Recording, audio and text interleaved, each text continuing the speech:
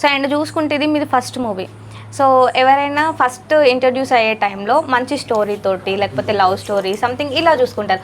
మీరు అంత స్టంట్ చేయడం అదంతా మూవీకి అవసరమా అనిపించింది. సో మీరు ఏమనుకుంటున్నారు? అంటే మీరు ఏమన్నారంటే ఇప్పుడు ఒక సినిమా చేసేటప్పుడు ఒక రొమాంటిక్ స్టోరీతోనో దాంతోనో అని మీరు డిక్లేర్ చేశారు. అవును. ఎలా డిక్లేర్ చేస్తారు మీరు? సో ఎవరైనా ఫస్ట్ వచ్చినప్పుడు సో ఇదే స్టోరీ వస్తుంది కదా చాలా వరకు. ఇప్పుడు నేను రొమాంటిక్ సినిమాతోనే అవ్వాలి లేకపోతే ఈ సినిమాతో అవ్వాలి అని చెప్పేసి ఇంట్రొడక్షన్ మీరు ఎలా డిసైడ్ చేస్తారు? అంటే ఇప్పుడు చాలా వరకు చూసుకుంటే ఫస్ట్ వచ్చిన వాళ్ళు సో ఒక స్టోరీతో వస్తున్నారు జనాలని అట్రాక్ట్ చేసుకోవడానికి. అండ్ ఇప్పుడు మీ స్టోరీ చూసుకుంటే కొంచెం డిఫరెంట్ ఉంది. సో ఏ హోప్ తో ఈ మూవీ తీశారు మీరు?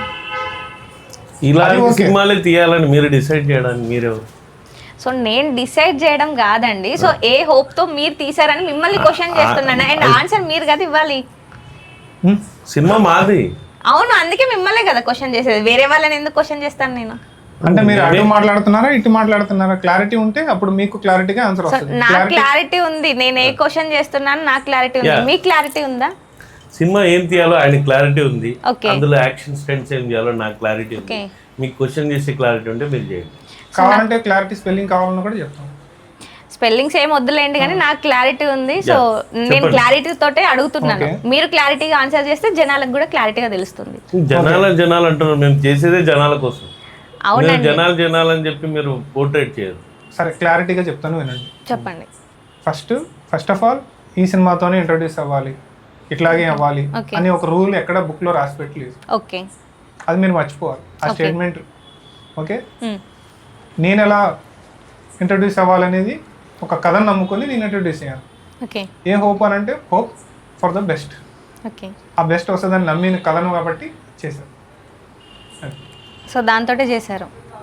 మరి ఈ స్టంట్స్ అన్ని జనాలని అట్రాక్ట్ చేయడానికా? జనాల్ని అట్రాక్ట్ చేయడానికే మొత్తం సినిమా తీసాం. ఓకే, జస్ట్ స్టంట్ కాదు. స్టంట్ ఏంటంటే ఒక లెవెల్ కోసం అనమాట, సినిమా లెవెల్ పెంచడానికి. ఇప్పుడు ఏదైనా స్టంట్స్ కానీ ఫైట్స్ కానీ ఏంటి, ఒక సీన్ని ఎలివేట్ చేయడానికి. అవును.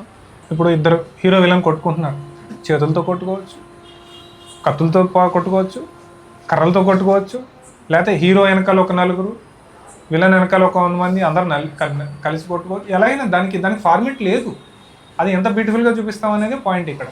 సో అట్లా చూపించడానికి ఏంటంటే యాక్షన్ పార్ట్స్ చూపించడానికి, కథకి కావాల్సినవన్నీ యాక్షన్ చేజులు కావాలి, ఫైట్లు కావాలి, ఎమోషన్ కావాలి. వాటి కోసం మనం తప్పదు చేయాలి.